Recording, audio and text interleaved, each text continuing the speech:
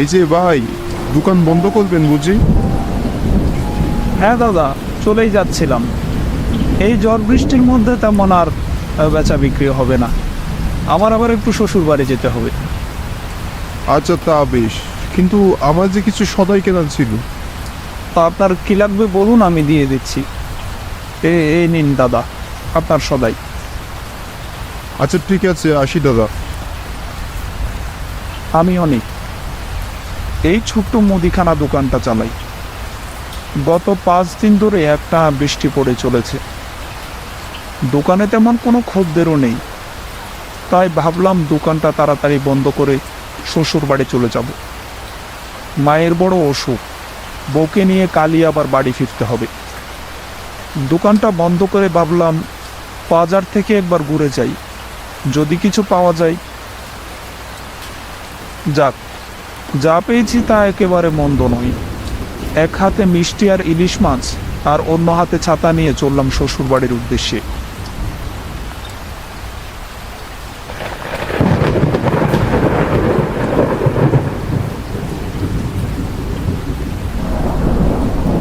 এই ঝড় বৃষ্টির সন্ধ্যায় কোনো রিক্সা বা গরুর গাড়ি পাবো বলে তো মনে হচ্ছে না।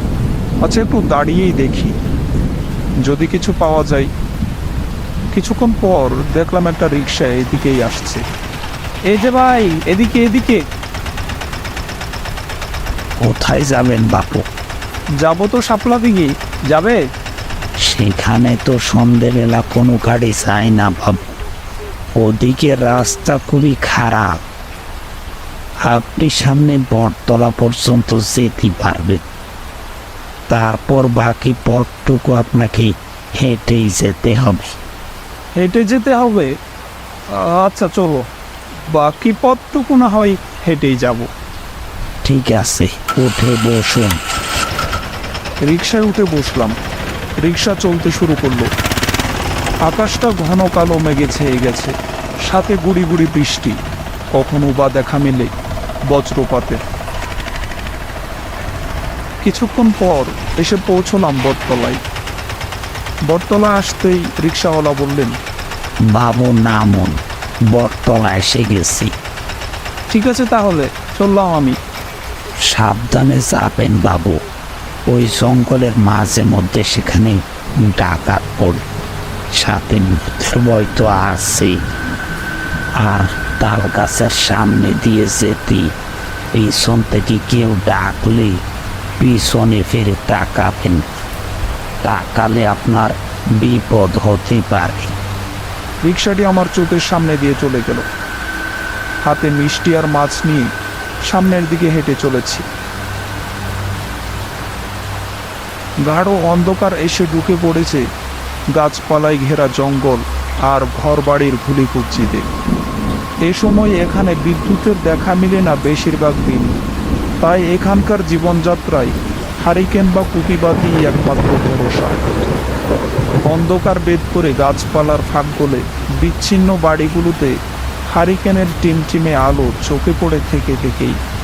পথের পাশের ঝুপে একটানা ঝিঝি পোকার ডাক, কিংবা গাছের পাতার ফাঁকে নিশিজাগা পাখির ডানা জাপটানোর আওয়াজ অন্ধকারের সাথে মিলেমিশে রাতের পরিবেশটাকে আরও ভৌতিক করে তুলেছে। চারিদিকে পানি থাকায় আদার নামলে লোকজন বাইরে বেরোয় না তেমন একটা। কিছু সময় ধরে বাজারে লোক সমাগম থাকে, তারপর ধীরে ধীরে পাতলা হতে থাকে। অন্ধকার রাত, একা একা ভয়ও করছে। আপন মনে হেঁটে চলেছি। হঠাৎ আমি পেছনে কিছু একটার আওয়াজ শুনতে পেলাম। ডাকাত ভেবে পেছনে তাকিয়ে দেখলাম কিছুই নেই। একটু আগে তো কিছু একটার আওয়াজ শুনতে পেয়েছিলাম। মনের ভুল ভেবে আবারও হাঁটতে লাগলাম। বেশ কিছুটা সামনে যেতেই আবারও পেছনে কিছু একটার আওয়াজ শুনতে পেয়ে পেছনে ফিরে তাকালাম আর বললাম, আচ্ছা এই সে লোকটা না যে সন্ধ্যায় আমার দোকানে এসেছিল? ও দাদা, আপনি এখানে? আমার কথা শুনে উনি বললেন, হ্যাঁ আমি, কিন্তু আপনি এদিকে কোথায় যাচ্ছেন? আগে সামনে আমার শ্বশুর বাড়ি, সেখানেই যাচ্ছি। তা আপনি কোথায় যাচ্ছেন?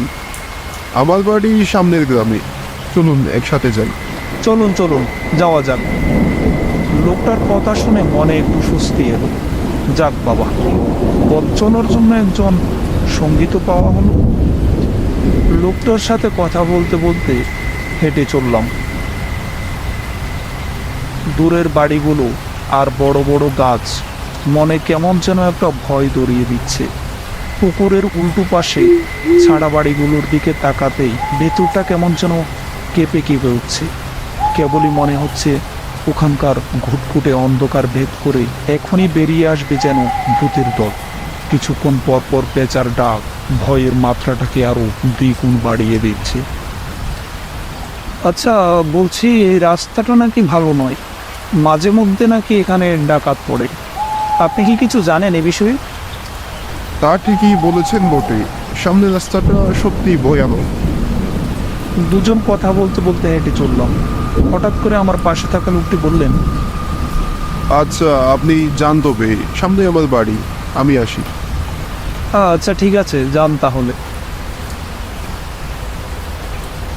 আর বেশি দূর নেই, মিনিট কয়েক হাঁটলেই শ্বশুর বাড়ি পৌঁছে যাব।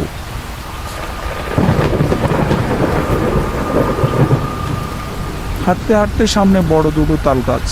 সেই তাল গাছের পাশে আসতেই বাতাসে একটা কণ্ঠ বেশি এলো। অনেক অনেক, কোথায় যাচ্ছ তুমি? বাতাসে বেশি আসা আওয়াজটা পেয়ে এদিকে ওদিকে তাকালাম। কে কে কথা বলে?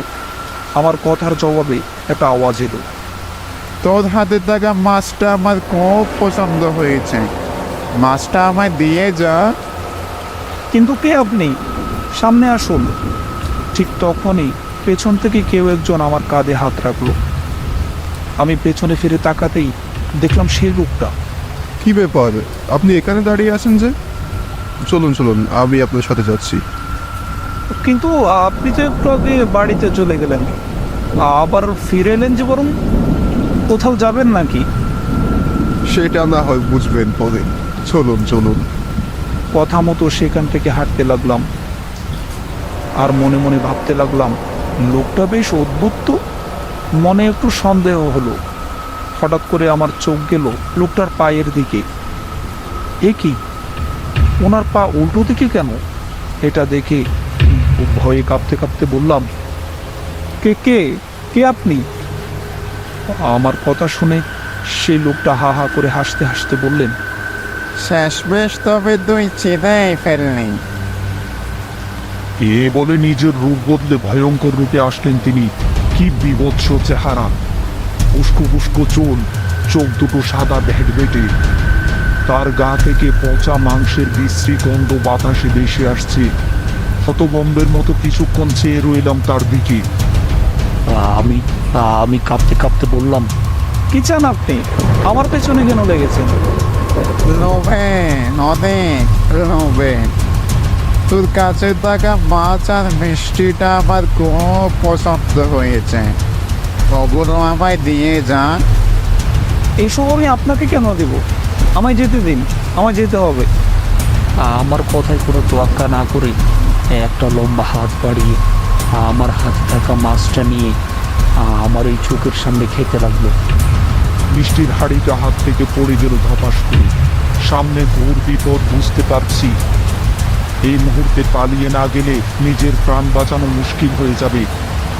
শরীরের সমস্ত বল একজোর করে নিজের প্রাণ ভয়ে দৌড়তে লাগলাম। সে বিশ্রী অভয়ক্তিও আমার পেছনে পেছনে দৌড়তে লাগলো। কিছুক্ষণ দৌড়তে দৌড়তে শ্বশুর বাড়ির সামনে এসে চিৎকার করে বললাম, শোনায় না, শোনায় না, কোথায় তুমি? বাইরে বেরিয়ে এসো। ধীরে ধীরে সামনের সব কিছু যেন ঝাপসা হয়ে আসতে লাগলো। মুহূর্তে আমি জ্ঞান হারিয়ে মাটিতে পড়ে গেলাম।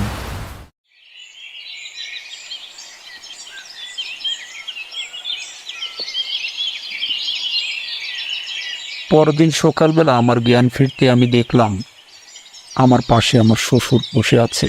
শ্বশুর মশাই বললেন, রাতে তোমার কি হয়েছিল বাবা? বলছি, ভয় টয় পেয়েছিলে নাকি? হ্যাঁ বাবা, খুব ভয় পেয়েছিলাম। তুমি এই রাতের বেলায় আসতে গেলে কেন? ভাগ্যিস বড় কোনো বিপদ হয়নি। এই রাস্তাটা ভালো নয়, খুবই ভয়ঙ্কর রাস্তা। ঠিকই বলেছেন বাবা, আমি হয়তো কোনো পিশাচের পাল্লায় পড়েছিলাম। যাক বাবা, প্রাণে বেঁচে ফিরেছি, এটাই অনেক।